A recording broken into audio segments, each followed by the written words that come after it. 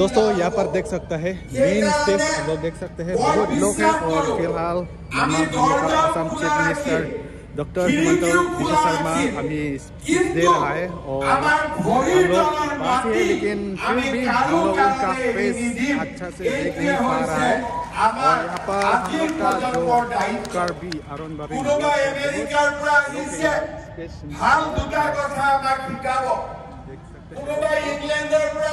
और भाई बहुत कोशिश कर रहे हैं मम्मा इसका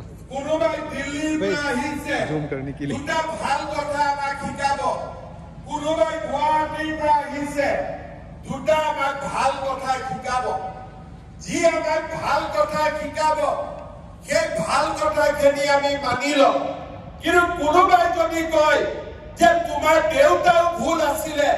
তোমাৰ ককা দেউতাও ভুল আছিলে 5000 বছৰত আমি জীবন কৰিলো গুটেবিলাক ভুল আছিলে তেনেকুৱা মানুহক আমি মানি লম নেকি এই প্ৰশ্ন আজি কাৰ্বি সমাজে আকৌ এবাৰ চিন্তা কৰিব লাগিব মই যেতিয়া বড়ো মানুহৰ মাজত যাওঁ বাথৌ ধৰ্মৰ কথা আলোচনা কৰো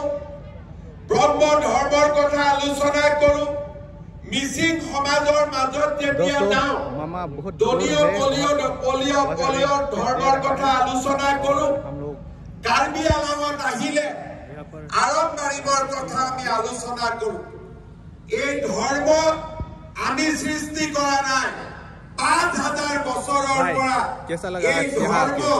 কাৰ্বি আলমৰ হাৰুৱা মাটিত গঢ় লৈ উঠিছে আৰু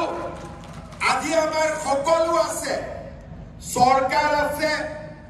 আইন আছে শাসন আছে পয়সা আছে রাস্তা আছে ঘাট আছে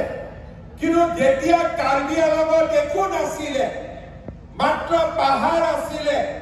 চাৰিওফালে জীৱ জন্তু আছিলে তেতিয়া আমাৰ কি আছিলে একমাত্ৰ আমাৰ আৰম্বাৰী আছিলে একমাত্ৰ হেমফু আছিলে মুক্ৰাং আছিলে ৰাচিন্দা আছিলে আজি মুখ্যমন্ত্ৰী আছে প্ৰধানমন্ত্ৰী আছে হিমন্ত বিশ্ব শৰ্মা আছে তুলিৰাম ৰঙান আছে 5000 বছৰৰ আগতে কোনো নাছিলে সৰকাৰ নাছিলে একো নাছিলে চাৰিওফালে বনৰীয়া জীৱ জন্তু আছিলে বানপানী আহিছিলে খৰাং বতৰ হৈছিলে ধুমুহা আহিছিলে আগ্নেয়গিৰি আহিছিলে তাৰ মাজতো যদি কাৰ্বি জাতি আজিও জীয়াই আছে হেমফ্ৰু মুক্ৰাং আৰু ৰাচিনজাৰ আশীৰ্বাদৰ বাবে এই কাৰ্বি জাতি জীয়াই আছে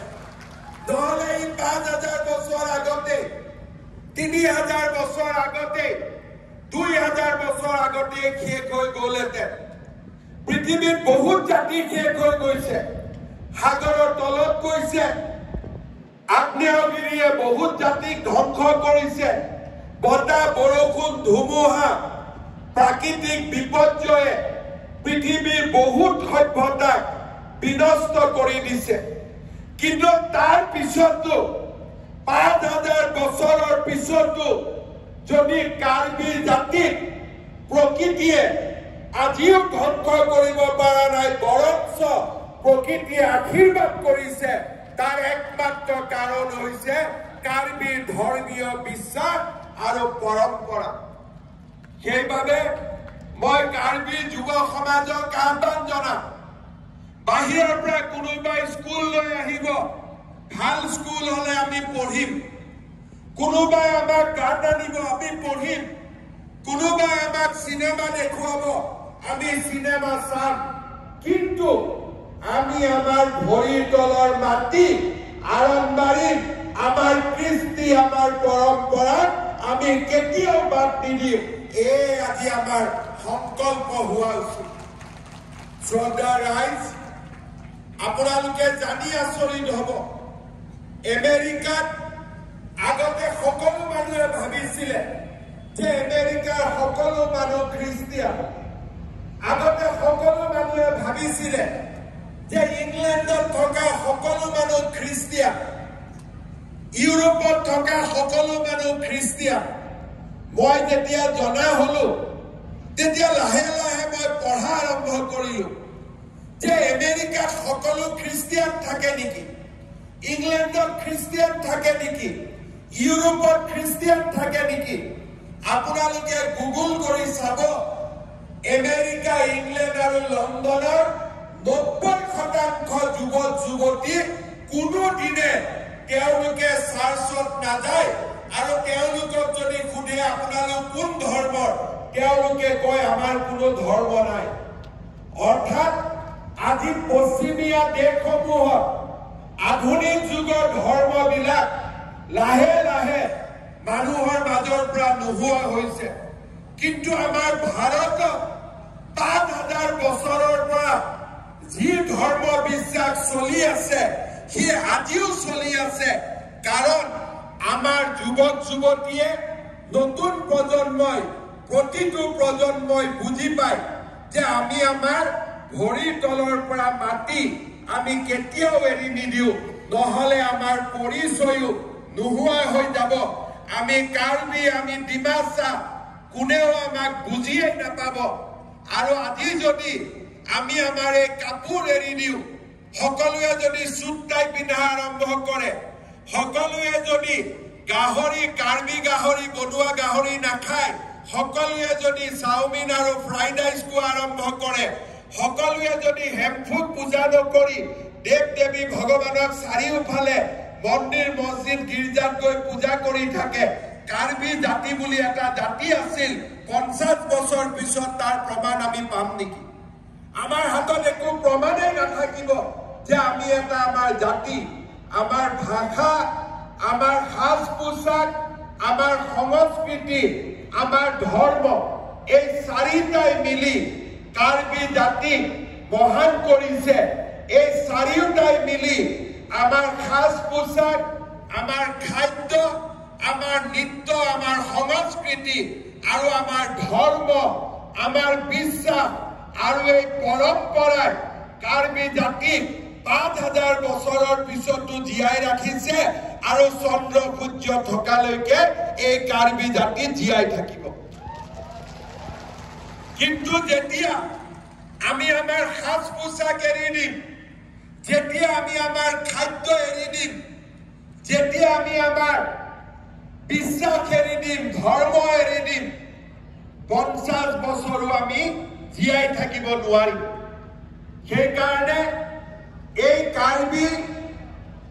আৰণবাৰী মাৰ্মু সিংৰু মামাই এই সভাত মই আহ্বান কৰিম যে কাৰ্বি নতুন প্ৰজন্মই কোনো কাৰণতে যাতে মোৰ দেউতা মাৰ ধৰ্ম সংস্কৃতি বিশ্বাস আৰু পৰম্পৰাক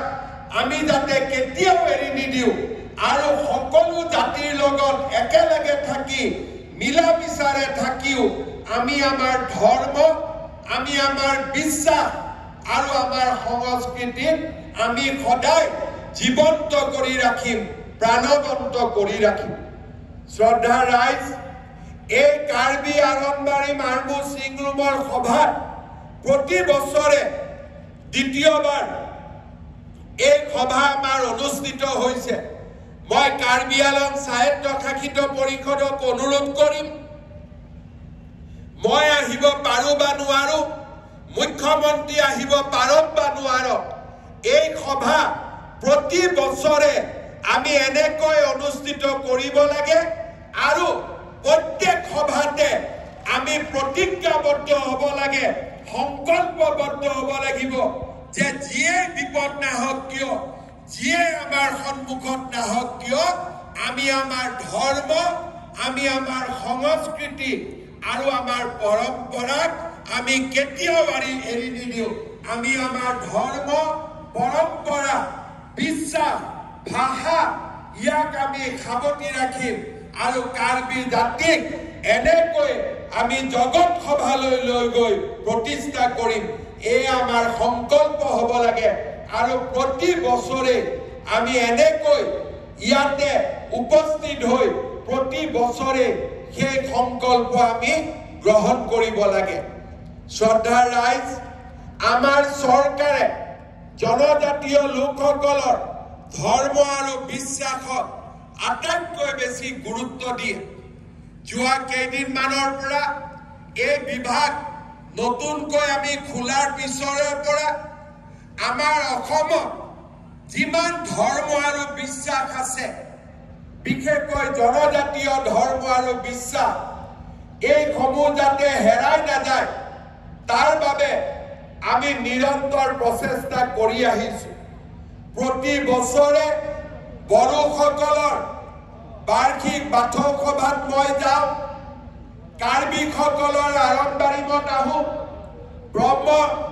সমাজৰ বাৰ্ষিক অধিৱেশনত যাওঁ। মোৰ এটাই মাত্ৰ লক্ষ্য যে আমাৰ ধৰ্ম আৰু বিশ্বাসক কোনেও যাতে কাঢ়ি লৈ যাব নোৱাৰে,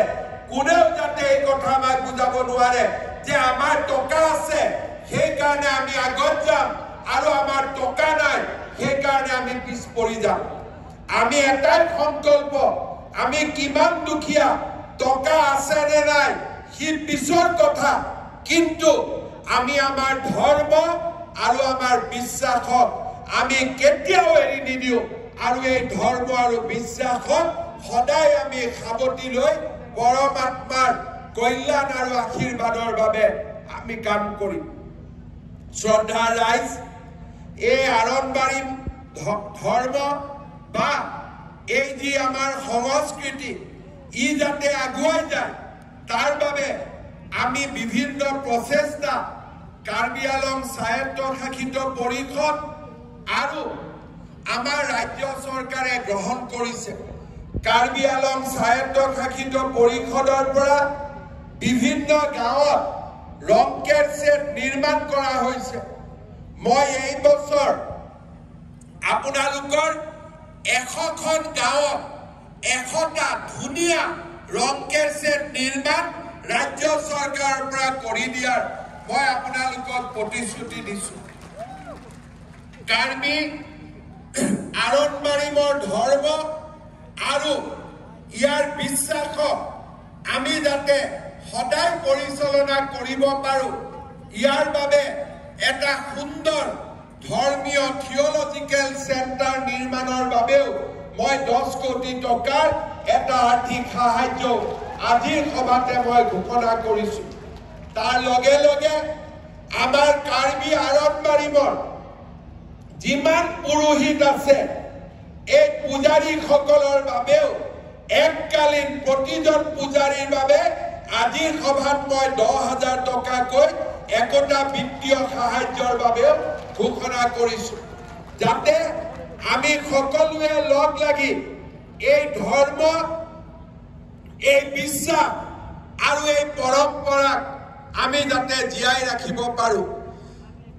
পুনৰ এবাৰ আজিৰ এই সুন্দৰ অনুষ্ঠানটোৰ বাবে মই কাৰ্বি আৰম্বাৰী ধৰ্মৰ লগত জড়িত সকলোকে আকৌ এবাৰ ধন্যবাদ দিছোঁ। কাৰ্বি আলং স্বায়ত্তশাসিত পৰিষদক ধন্যবাদ দিছোঁ আৰু আজি যি ধুনীয়া ডান্স আমি প্ৰদৰ্শন কৰিলোঁ, ইয়াক গুৱাহাটীৰ সৰুসজাই ষ্টেডিয়ামতো প্ৰদৰ্শনৰ কাৰণে আপোনালোকক আজিয়েই মই নিমন্ত্ৰণ কৰিছোঁ। এই অনুষ্ঠানো আমি তাতে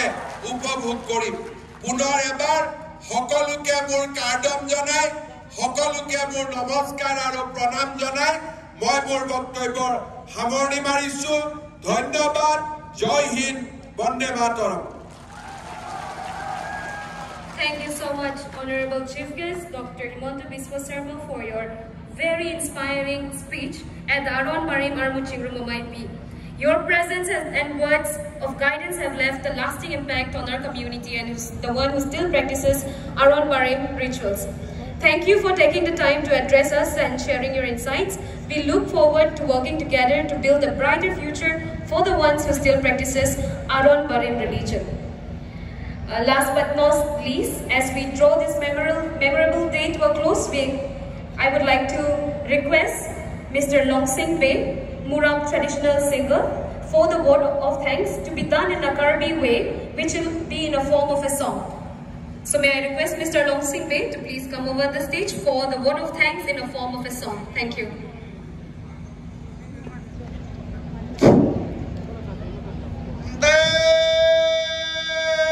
Aron